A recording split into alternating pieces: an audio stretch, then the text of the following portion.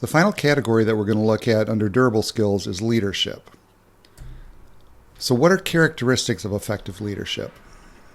First, there's vision. In other words, being able to see the big picture. Some people naturally look at things from that perspective, and some people are more detail-oriented.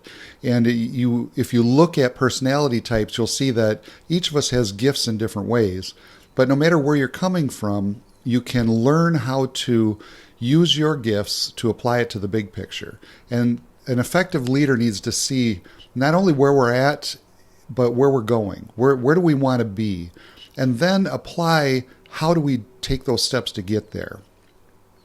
One person may not be able to do all of this, so that's where leadership involves other people. When we talked about critical thinking in the last step, it might be bringing people around you that have some of these gifts that you don't have so you can work together with that.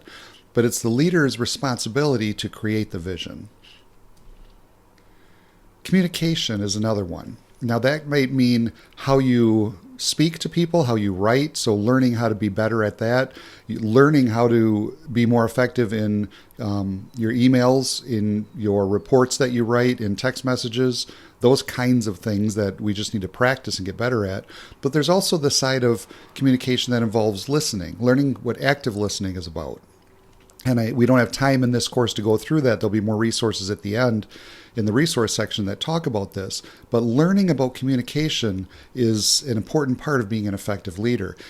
It's significant to state here that leadership doesn't just mean you're in a position as a leader. You might have that position as a supervisor, as a manager, as the owner of something at some point. But a leader you can lead from behind. You can lead from the middle. You lead by influencing other people. So you don't necessarily have to have people underneath you in your responsibility to be a leader. This is something that you develop as a person and you become a good leader. And then because of that, you may get into positions of authority, but you don't have to be in those positions to have this skill, to develop this skill, this character trait. The next trait is adaptability. And adaptability means that you can change as things around you change. We saw this with COVID when that hit, and a lot of businesses had to either shut down or go online. And the ones that succeeded were able to make a shift and do things in a completely different way than what they were used to.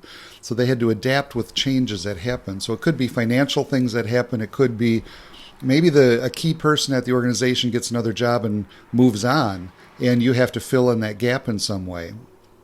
So a leader is somebody who can adapt to changes. It might be that your position changes, that you get promoted or you get put to just another position that you're not used to.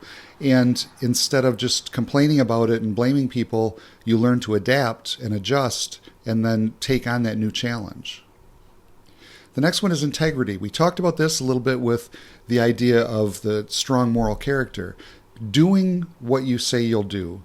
People need to know that they can trust you, and they only get there by being able to trust you over time. So as you continue to operate with integrity, then people will learn to trust you and they'll feel safe with you.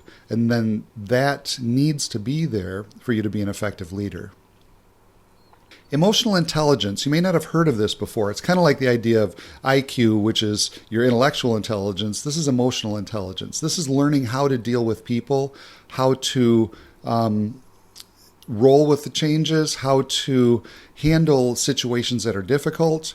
And again, I'll have some resources in the end about emotional intelligence, but that's an area that we can grow in as you take the time to honestly look at where you're at and then learn how to improve in that area. So the final thing I'd like you to do is just take a few minutes to reflect on things. I'd like you to just write as much as you can think of what you've learned from here about durable skills.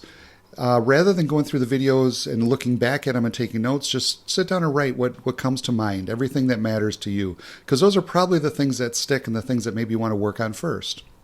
And then write down a couple of action steps that you're going to do, that you're going to take in the next few weeks, the next few months, as you move into some of these areas more. Pick a couple areas that you want to work on and write down some action steps on how you're going to do that and how you're going to move forward.